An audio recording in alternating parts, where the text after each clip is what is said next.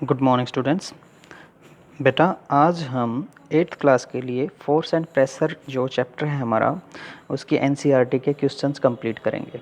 Okay, तो पहला question है हमारा, give 2 examples each of situation in which you push और pull to change the state of motion of object.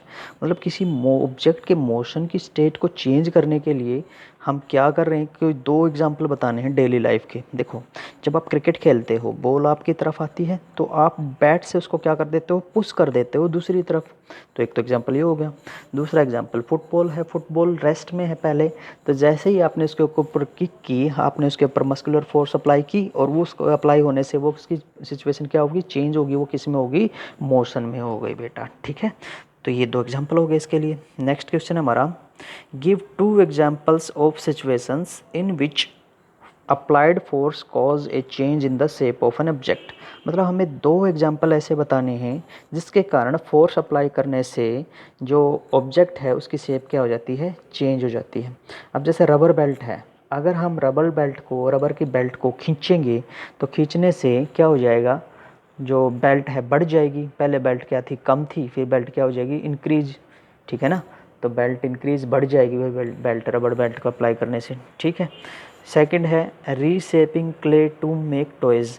अब जैसे क्ले है या आटा है या मतलब जो मिट्टी, गीली मिट्टी है, इसको हम, इसकी शेप को हम क्या कर सकते हैं, चेंज कर सकते हैं। जैसे टॉयज़ बन सकते हैं इसके अलग अलग, है ना, कुछ भी बना लो जैसे, तो हम इसकी शेप को क्या कर लेते हैं, चेंज कर सकते हैं। ठीक है बेटा, चलो नेक्स्ट है बेटा हमारा फिल इन द ब्लैंक्स वाला। अब ये देखो क्वेश्चन में क्या है, अब वाटर को कुएं से ड्रॉ करना, खींचना है, मतलब ऊपर की तरफ खींचना है, तो पुल करेंगे ना, रस्सी को क्या करेंगे, पुल करेंगे, पुश थोड़ी करेंगे, क्या करेंगे, पुल करेंगे। तो पहला इसमें क्या आ गया, to draw water from a well we have to pull at the rope. Second है, a charge body dash an uncharge body towards it, attract करती है, तो a charge body attracts an uncharge body towards it. Third है, to move a loaded trolley we have to dash it. अब एक loaded trolley को move कराने के लिए हम क्या करते हैं, उस पर पुश करते हैं, धकेलते हैं ना उसको। ठीक है, तो we have to push it.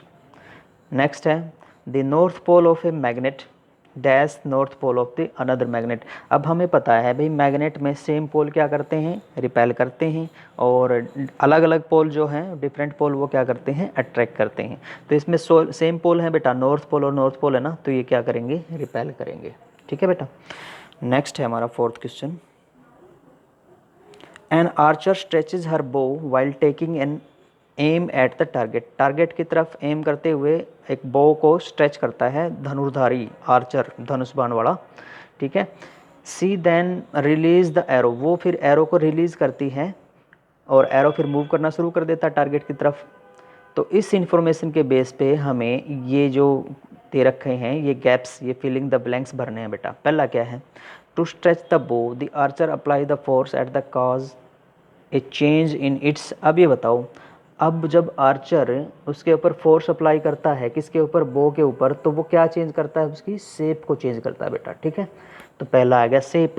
Second, the force applied by the archer to stretch the bow in an example of contact force है ना बेटा, कॉन्टैक्ट के बगैर तो वो बो हिलेगी भी नहीं, तो इसमें सेकंड में क्या अप्लाई कर रहा है, वो कॉन्टैक्ट फोर्स अप्लाई कर रहा है।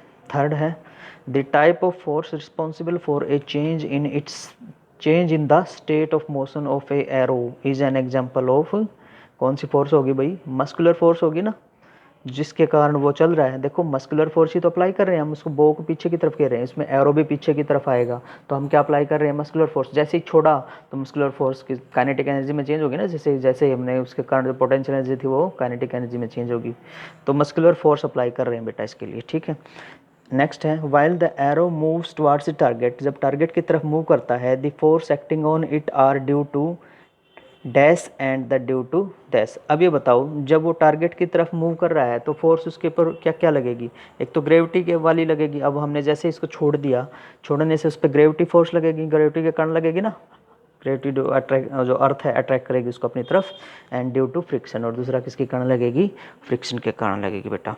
ठीक है, फ्रिक्शन किसके कारण, एयर के कारण, उसको हम ड्रैग बोलते हैं ना, तो दूसरा ड्रैग लगेगी। ठीक है, चलो 5th क्वेश्चन देखो बेटा, फिफ्थ क्वेश्चन में बोलता है कि भाई चीज़ें जो हैं, ये जो 4 सिचुएशन हैं, इनको आइडेंटिफाई करके हमें यही बताना है कि भाई फोर्स अप्लाई करने वाला कौन है, किसके ऊपर फोर्स अप्लाई की जा रही है और उसका इफेक्ट क्या पड़ा है। ठीक है ना। तो पहले क्या है, squeezing a piece of lemon between the fingers to extract its juice. Juice को निकालने के लिए लेमन को हमने क्या किया, निचोड़ा ना इसे, तो फिंगर से निचोड़ा, तो फोर्स कौन अप्लाई कर रहा है, फिंगर्स, तो एजेंट कौन हो गया, फिंगर। ठीक है, किसके ऊपर फोर्स अप्लाई की, लेमन के ऊपर, ऑब्जेक्ट कौन हो गया, लेमन, और इसका इफेक्ट क्या हुआ कि जूस निकल गया लेमन का, juice is extracted from the lemon. ठीक है ना, यानी juice is extracted by this force, तो इस फोर्स का इफेक्ट क्या हुआ, जूस एग्जैक्ट हो गया। सेकंड देखो, जैसे हमने toothpaste, taking out the paste from the toothpaste tube, तो टूथपेस्ट ट्यूब के ऊपर हमने फोर्स लगाई, तो इसके कारण क्या हो गया, पेस्ट बाहर आ गई। ठीक है, तो किससे लगाई पेस्ट हमने, जो उसके ऊपर फोर्स फिंगर से लगाई ना, तो एजेंट कौन हो गया, फिंगर हो गया। ठीक है, अब किसके ऊपर लगाई, टूथपेस्ट ट्यूब के ऊपर, तो उसके कारण इफेक्ट, फिर ऑब्जेक्ट हो गया टूथपेस्ट ट्यूब, एजेंट फिंगर्स हो गया, ऑब्जेक्ट टूथपेस्ट ट्यूब हो गया। अब इसके कारण हुआ क्या, टूथपेस्ट बाहर आ गई, तो इसका इफेक्ट क्या पड़ा कि भाई toothpaste coming out by the force. ठीक है, थर्ड देखो, a loaded spring suspended from a spring, a load है मतलब एक लोड, कोई भार हमने स्प्रिंग से लटका दिया, while it's other and is on hook, और दूसरा जो एंड है वो एक हुक से मतलब खुट्टी से लटका रखा है, जो फिक्स्ड एट ए वॉल है। ठीक है ना, तो इसके कारण क्या होगा बेटा, देखो जैसे ही हमने स्प्रिंग को खुट्टी से लटकाया और उस पर कुछ नीचे भार लटका दिया, कोई पत्थर वगैरह, तो स्प्रिंग खींचेगा बेटा, स्ट्रेच्ड होगा ना, स्प्रिंग नीचे की तरफ खींचेगा। ठीक है ना, तो देखो एजेंट कौन हो गया, वो जो फोर्स कौन अप्लाई कर रहा है, लोड अप्लाई कर रहा है, तो एजेंट हो गया लोड, किसके ऊपर, स्प्रिंग के ऊपर, और इससे फर्क पे क्या पड़ा, स्प्रिंग स्ट्रेच्ड हो गया, एक्सपेंड हो गया, तो इसका एक्सपेंशन ऑफ स्प्रिंग हो गया भाई। ठीक है, चलो नेक्स्ट देखो, an athlete making a high jump to clear the bar at a certain height, तो एक हाई जंप करता है एथलीट। ठीक है ना, तो एक सर्टेन हाइट पे है वो, तो उसमें क्या है, एजेंट कौन है, एथलीट हो गया। ठीक है, ऑब्जेक्ट कौन हो गया, एथलीट की बॉडी, जिसके ऊपर अप्लाई करता है वो कौन है, एथलीट की बॉडी। ठीक है ना, तो मतलब एथलीट खुद अपनी बॉडी पे जो है फोर्स अप्लाई करता है, जिससे फिर वो क्या करता है, जंप करता है किसके ऊपर, बार के ऊपर, तो इफेक्ट क्या हो गया, athlete jump over the bar. ठीक है बेटा, चलो नेक्स्ट देखो, छठा क्वेश्चन बेटा, a blacksmith hammers a hot piece of iron while making a tool. ठीक है, how does the force due to hammering affect the piece of iron. अब जैसे जो लोहार है एक, वो अपना हथौड़ा मारता है लोहे के एक गर्म टुकड़े के ऊपर। ठीक है, और वो उस गर्म टुकड़े का क्या करना चाहता है, कोई टूल बनाना चाहता है, तो वो क्या कर रहा है बेटा, वो गर्म टुकड़े लोहे को पहले गर्म कर दिया, फिर हथौड़े से पीट पीट के उसको शेप को चेंज कर रहा है ना, तो जो फोर्स है वो हैमर की, वो क्या कर रही है, change the shape of the piece of iron. ठीक है, नेक्स्ट देखो बेटा, सातवां क्वेश्चन हमारा क्या है, an inflated balloons was pressed against a wall after it has been rubbed with piece of synthetic cloth. तो मतलब इन्फ्लेटेड बलून है, पहले बलून इन्फ्लेटेड है मतलब उसमें हवा नहीं भरी हुई है। ठीक है ना, तो पहले तो उसमें उसको हम क्या करेंगे, उसको अगेंस्ट प्रेस कर रहे हैं वॉल के अगेंस्ट। ठीक है ना, और रब कर रहे हैं फिर सिंथेटिक फूल क्लॉथ से। ठीक है ना, तो it is found that balloon sticks the wall, तो हम क्या, हमें क्या मिलेगा कि भाई बलून क्या है, वो वॉल से चिपक गया। The force might be responsible for attraction, तो कौन सी फोर्स होनी चाहिए बेटा, देखो अब कॉन्टैक्ट तो उनके बीच में इतना खास है नहीं। ठीक है, ये तो है नहीं, कह नहीं सकते कि कॉन्टैक्ट फोर्स होगी, हम ऐसा थोड़ी है कि हम बलून को अपने हाथों से पकड़े हुए हैं, दीवार के साथ चिपकाए हुए हैं, वो तो अपने आप चिपक गया ना, तो अपने आप चिपक गया, तो वो कौन सी फोर्स होगी बेटा, अपने आप उनके बीच में चार्ज हो गया, चार्ज के कारण उनके बीच में अट्रैक्शन होगी, तो फोर्स कौन सी होगी, इलेक्ट्रोस्टैटिक फोर्स होगी बेटा। The force which is responsible for the attraction between the ball and the wall is electrostatic force.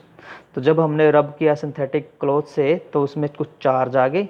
ठीक है, उस चार्ज के कारण फिर वो आपस में क्या है, अनचार्ज बॉडी को अट्रैक्ट कर रहा है, तो फोर्स कौन सी होगी, इलेक्ट्रोस्टैटिक फोर्स होगी। और ये कैसी फोर्स है, नॉन कॉन्टैक्ट फोर्स है। नेक्स्ट बेटा, name the forces acting on the plastic bucket containing water held above ground level in your hand. Discuss the force acting on the bucket do not bring a change in its state of motion. देखो बेटा, अब हमने जो बाल्टी है पानी से भरी हुई, या मतलब प्लास्टिक की जो भी सिंपल खाली भी क्यों ना हो, तो हम उसको उठाए हुए हैं प्लास्टिक बकेट को, ठीक है ना। तो वैसे इसने लिख रखा है water held above the ground, उसमें वाटर है और ग्राउंड से ऊपर उठाया हमने उसको। तो जैसे ही उठाया उसके ऊपर कौन कौन सी फोर्स लगेगी? एक तो हमारे मसल्स के कारण जो हमने इसको ऊपर उठा रखा है, मस्कुलर फोर्स होगी। दूसरा, ग्राउंड भी इसको अपनी तरफ अट्रैक्ट किए हुए है, ग्रेविटेशनल फोर्स होगी। तो कौन सी फोर्स होगी? ग्रेविटेशनल फोर्स वो किसकी तरफ है? डाउनवर्ड। और मस्कुलर फोर्स वो किस तरफ है? अपवर्ड। मस्कुलर फोर्स ने उसको क्या है? ऊपर उठाया हुआ है। तो although these forces are acting on the bucket but no changes found in state of motion. तो जैसे हमने उठाया हुआ है, मोशन में थोड़ी चेंज होगा। तो because the two forces are balancing each other as a result of net force is zero. तो दोनों ने एक दूसरे को बैलेंस कर रखा है, तो नेट फोर्स उस बकेट के ऊपर क्या होगी? जीरो होगी बेटा, ठीक है। चलो 9th क्वेश्चन देखो अब। A rocket has been fired upward to launch a satellite in its orbit. Name the two forces acting on the rocket immediately after leaving the launching pad. अब देखो बेटा, लॉन्चिंग पैड पे हम rocket छोड़ते हैं। Rocket के अंदर क्या होता है? सैटेलाइट, जैसे हमारे इसरो में जैसे और श्रीहरिकोटा में जैसे है हमारा पास। तो वहाँ पे हम जैसे लॉन्चिंग पैड है हमारा, तो रॉकेट के अंदर मतलब बहुत सारे कई छोटे छोटे भी या कोई बड़ा हम क्या कर देते हैं? एक सैटेलाइट छोड़ते हैं। तो रॉकेट का काम क्या है? उस सैटेलाइट को ऊपर लेके जाना। तो वो सैटेलाइट को ऊपर लेके जाता है, हवा में उड़ता हुआ जाता है ना। तो जब सैटेलाइट को वो रॉकेट ऊपर लेके जाता है हवा में उड़ता हुआ, तो एक तो विस्कस ड्रैग लगेगी एयर के कारण, उसको बोलते हैं frictional force due to air. Air उसको पीछे की तरफ धकेलने की कोशिश करेगी, वो आगे जाएगा। तो एक तो frictional force due to air लगी। दूसरा, अब नीचे अर्थ भी तो उसको अपनी तरफ अट्रैक्ट कर रही है, तो फोर्स ऑफ ग्रेविटी भी लगी, वो डाउनवर्ड होगी, ठीक है ना। तो ये दो फोर्स इसके ऊपर लग जाएंगी। नेक्स्ट बेटा 10th, when we press the bulb of a dropper, ठीक है। ड्रॉपर होता है ना बेटा, जो मतलब दवाई वगैरह के ऊपर जो ड्रॉप डिवाइस डाला जाता है, ड्रॉपर कहते हैं उसको। तो जैसे दवाइयों की शीशी जो हमारी, उसके ऊपर वो प्लास्टिक का ड्रॉपर होता है, मतलब जो कि पहले हम प्रेस कर देते हैं, फिर उसमें कुछ दवा आ जाती है, फिर ड्रॉप कर देते हैं दूसरी साइड पे, ठीक है ना। When we press the bulb of a dropper with its nozzle capped in water, पानी के अंदर उसकी नोजल, आगे वाला हिस्सा पानी के अंदर, और प्रेस कर दिया वो ड्रॉपर का बल्ब ऊपर वाला प्लास्टिक वाला, तो क्या होगा?